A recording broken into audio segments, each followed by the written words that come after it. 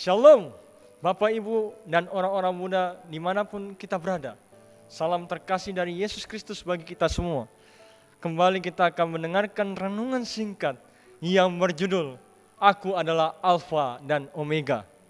Sebelum itu Bapak Ibu, orang-orang muda, mari kita berdoa.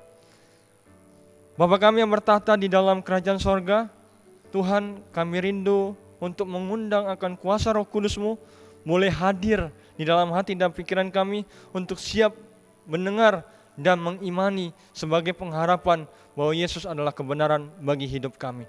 Terpujilah nama-Mu Tuhan, di dalam nama Yesus yang adalah Tuhan atas hari Sabat. Amin. Bapak Ibu, ayat pembukanya ialah di dalam Wahyu pasal 22 ayat 13. Aku adalah Alfa dan Omega, yang awal dan yang akhir, yang pertama dan terkemudian. Ada 3 bagian yang boleh kita garis bawahi. Aku adalah Alfa dan Omega. Secara signifikan ini adalah alfabet Yunani, A dan O. Maka disebutkan adalah Alfa dan Omega yang memiliki maksud. Kenapa Tuhan mengatakan aku adalah Alfa dan Omega? Tujuannya adalah nama di atas segala nama. Ya. Nama di atas segala nama. Bapak Ibu tahu apa pengertian nama itu?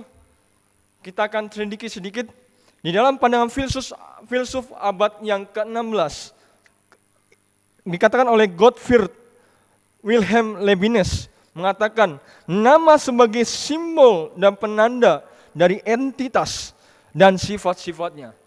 Ya, sebagai contoh, entitas dan sifat-sifatnya ialah kalau seandainya ada anak yang baru lahir, ya, dia dengan keadaan tenang, maka disebutkan namanya ialah Shalom, artinya anak yang tenang. Atau dalam bahasa Yunaninya, Eirene, kedamaian, ketenangan. Dan kalau anaknya lahir dalam keadaan tertawa, disebutkan nama bahasa Ibraninya ialah Ishak. Begitupun yang lain. Nama-nama ini adalah memiliki sifat-sifat tersendiri yang sudah disepakati oleh kedua belah pihak. Nah, Bapak Ibu, inilah namanya Alfa dan Omega. Nama di atas segala nama, baik Yahweh Elohim atau Theos maupun Kurios, itu sama-sama merujuk kepada yang Maha Kuasa.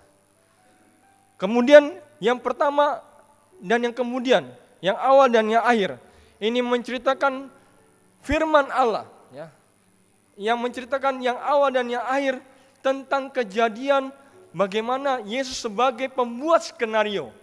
Ya.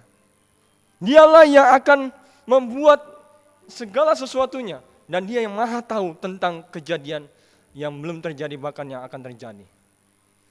Itulah namanya yang awal dan yang akhir. Yang pertama dan terkemudian ini memiliki tanda mengenai identitasnya terhadap yang Maha Kuasa. Menunjukkan kepada siapa yang Maha Kuasa itu. Kita buka sebagai ayat penutup di dalam Wahyu pasal 1 ayat 8. Di sini dikatakan, ya, Aku adalah Alfa dan Omega, firman Tuhan Allah yang ada dan yang sudah ada, dan yang akan datang, yang Maha Kuasa. Luar biasa bukan Bapak Ibu firman Allah buat kita saat ini? Bahwa Alfa dan Omega, nama yang telah Tuhan berikan kepada Rasul Yohanes sebagai identitas, otoritasnya Yesus sebagai Tuhan Sang Pencipta kita.